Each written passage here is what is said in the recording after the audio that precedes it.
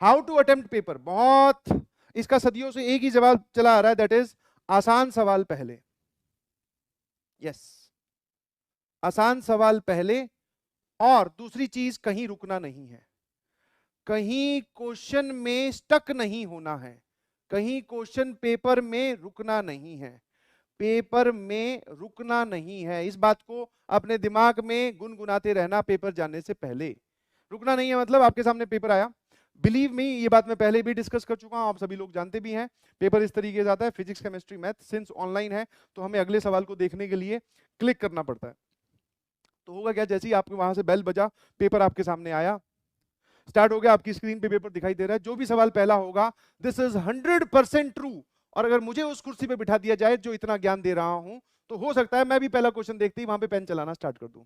But this is not the actual strategy, आपको पहले पूरे क्वेश्चन पेपर को देखना चाहिए। सबसे पहले आसान सवाल पे अटैक करें। अब सर ये आसान सवाल की परिभाषा क्या है, तो लो तुम्हारे काम थोड़ा सा आसान कर देता हूं। आसान सवाल का मतलब है, सुनना जरा ध्यान से, पहला, जो आपके फेवरेट टॉपिक या सब्जेक्ट से हो।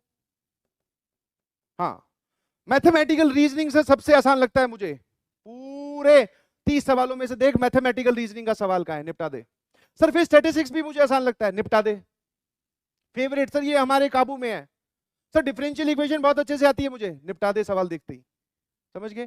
तो आसान सवाल की पहली पहचानने की कंडीशन, जो आपके फेवरेट टॉपिक में से हो। चलो सर ठीक है। उसके बाद में जिनकी लैंग्वेज या जिनकी प्रिंटिंग या जिनकी जो स्टेटमेंट है वो बहुत छोटी हो, जिनकी स्टेटमेंट छोटी सी हो।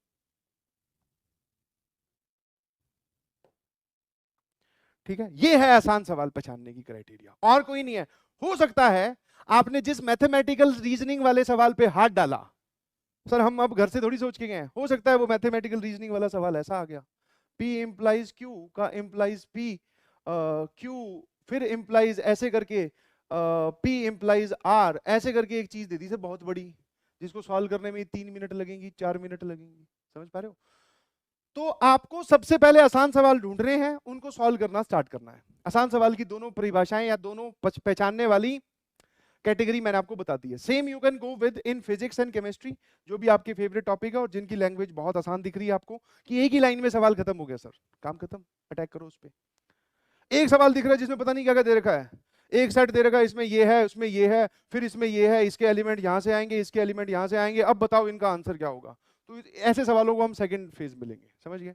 आसान सवाल ढूंढे किस किस में सर, पहले मैथ सारे फिजिक्स में ढूंढकर फिजिक्स के निपटा दें, फिर फिजिक्स के हार्ड करें, नहीं, सारे आसान सवाल एक साथ निपटाओ। और यू शुड टारगेट इस, यहां से आपको क्या करना है, आसान सवाल वाली बात से आपको टारगेट करना है कि पहले 10 से लेके 15 मिनट में, ज्यादा नहीं तो 100%, ज्यादा नहीं तो 100%, आप 12 वापस 10 से लेके 12, 10-12 तो ज्यादा हो जाएंगे ना, 6 से लेके 7 सवाल निपटा चुके होंगे। आपको उड़ाने ऐसे ना, आई एम नॉट सेइंग कि 6 से 7 सवाल आपके मैथ्स के ही जाने चाहिए, तीनों मिलाकर। अगर आपने ऐसा कर लिया तो आपने भैया 10 मिनट में ही 24 नंबर कमा लिए, मिनिमम बोल रहा हूं। समझ पा रहे हो? नहीं समझ, हाँ है ना? ठीक है, मेरी बात समझ में आती होगी शायद। और उसके बाद में हमारे पास फायदा ये है ना कि अब हम कहीं पे रुकेंगे नहीं। दूसरी स्ट्रेटेजी जो है, रुकना नहीं है कहीं भी। किसी भी से भी बात करोगे जिसके अच्छे नंबर आते हैं तो वो कहीं रुकता नहीं। हाँ, कभी भी अपने किसी सवाल को अपने ईगो पे हावी नहीं होने देता। सर वेक्टर 3D बहुत अच्छे से पढ़ गया हूँ, वेक्टर 3D का सवाल मुझसे कैसे नहीं सॉल्व हो रहा, ऐसा कैसे हो गया? सर ने तो बोला जेई मेंस आसान होता है, जेई मेंस के क्वेश्चन तो टुच्चे होते हैं, आसान सवाल आते हैं, है ना? ये सवाल ऐसा कैसे आ गया यहाँ पर, ये मुझसे क्यों नहीं सॉल्व हो रहा? 5 बार लगे हुए हैं उसमें, इसका मतलब आप अपनी रैंक खो रहे हो। समझ में आया? वो बाद में डिस्कस करेंगे ना, पोस्ट डिस्कशन एनालिसिस हम पे छोड़ दो, वो हम आगे करेंगे कि वेक्टर 3D से इस बार मुश्किल क्वेश्चन आया, बच्चों को पेपर में बहुत सारी कठिनाइयों का सामना करना पड़ा, ये सब हम आगे बोलेंगे। तुम काहे बोल रहे हो बे?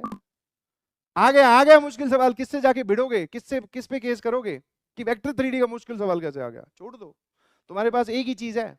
और पेपर में सबसे ज्यादा सवाल पिक करने से भी ज्यादा, ठीक है, ये चीज इंपॉर्टेंट रहती है कि आप किसको ड्रॉप कर रहे हो, कौन सा सवाल आपने छोड़ दिया। यस, बहुत सारे लोगों को लगता है कि सिलेक्ट करने वाली कैटेगरी या फिर सिलेक्ट करने वाला जो स्किल है दैट इज इंपॉर्टेंट। नहीं जी, सवाल छोड़ने वाला जो स्किल है वो भी बहुत इंपॉर्टेंट है।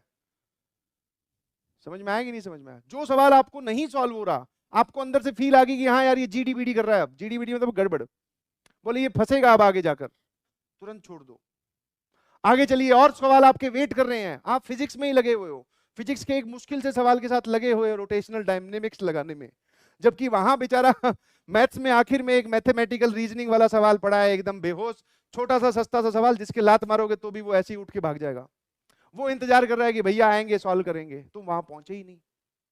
ठीक है, तो थोड़ा बनियों वाला हिसाब रखो, सारे सवाल 4-4 नंबर ही तो देके जाएंगे, कोई ऐसा थोड़ी है मुश्किल वाला 50 नंबर देगा, तब तो समझ में आया सर उसमें 10 मिनट लगाएं। समझ में आया? बस इसी नहीं है, कुछ भी हो जाए, आपको लगे कि रुक रहे हो। पहला सवाल फिजिक्स का किया सर जीडीबीडी, दूसरा किया जीडीबीडी, तीसरा किया जीडीबीडी, छोड़ दे फिजिक्स, चल केमिस्ट्री में। बहुत है, टेक ऑफ आपका बहुत स्मूथ और जोरदार होना चाहिए।